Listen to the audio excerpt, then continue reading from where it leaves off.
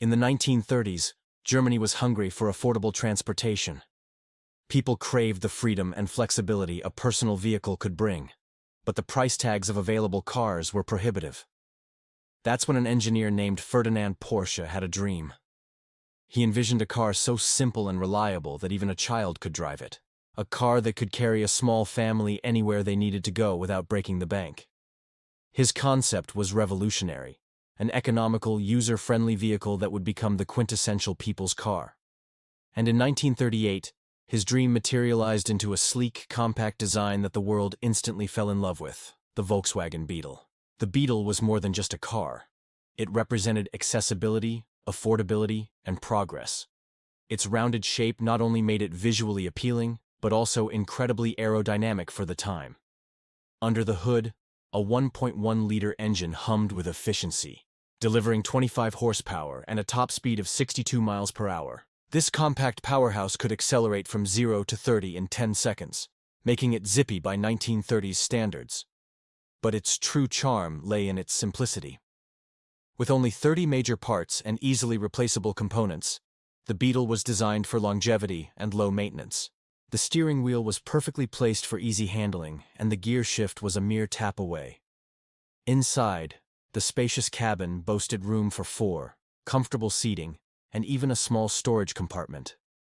For the era, the Beetle was a marvel of practicality and comfort combined. As production ramped up in the late 1930s, the Volkswagen factory buzzed with activity. Workers took pride in their handiwork, assembling each Beetle with precision and care. By 1940, the plant was turning out a car every 10 minutes, a testament to the streamlined production process that Porsche had meticulously designed. Before long, the roads around Germany were filled with the iconic rounded shapes of the Beetle, a diverse range of buyers from families to young professionals. The car's popularity soared, making it a common sight on German streets. For many, the Beetle wasn't just a mode of transport, it was a symbol of personal achievement and mobility. But the idyllic success story of the Beetle was soon overshadowed by the dark clouds of World War II. As the conflict escalated, the Volkswagen factory's purpose shifted abruptly from producing civilian cars to manufacturing military vehicles. The assembly lines that once turned out cheerful Beetles now churned out menacing war machines. The spirit of innovation that had driven the creation of the Beetle was subverted, becoming a tool of destruction rather than progress.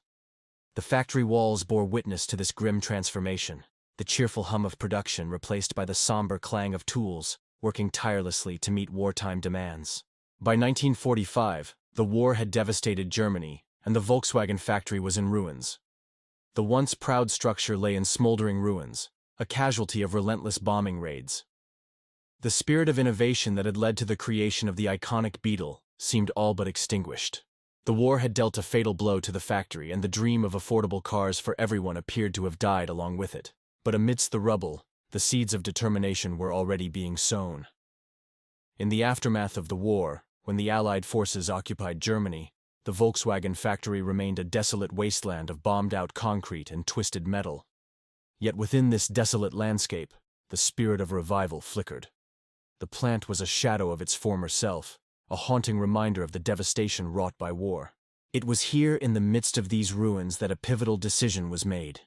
The Allies, recognizing the potential of the factory and the desperate need of the German people for jobs and mobility, decided to reopen the plant. Under the guidance of the British, the factory began to stir back to life. The first task was monumental, clearing the debris and beginning the arduous process of rebuilding.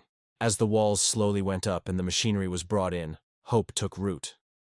The goal was clear: revive the production of the iconic Beetle, a symbol of Germany's pre-war engineering prowess and the optimism of a nation ready to rebuild. The challenge before them was immense, but the spirit of perseverance burned brightly in the hearts of those who had lived through the horrors of the war.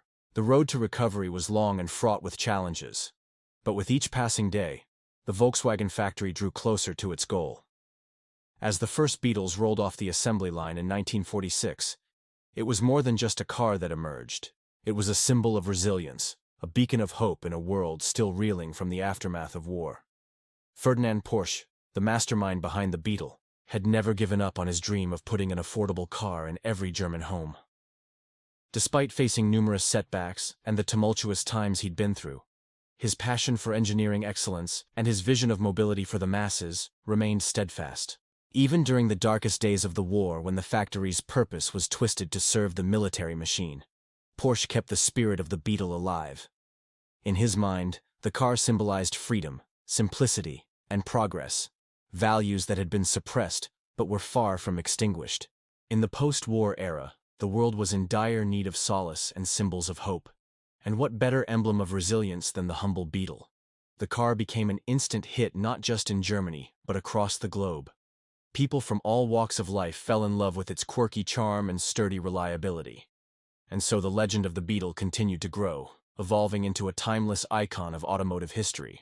From humble beginnings in a war-torn Germany to becoming a global automotive powerhouse, Volkswagen's journey is nothing short of extraordinary. The story of the Beetle, born from a dream of providing affordable mobility to the masses, echoes through time as a testament to human resilience, innovation, and the enduring power of a well-made car.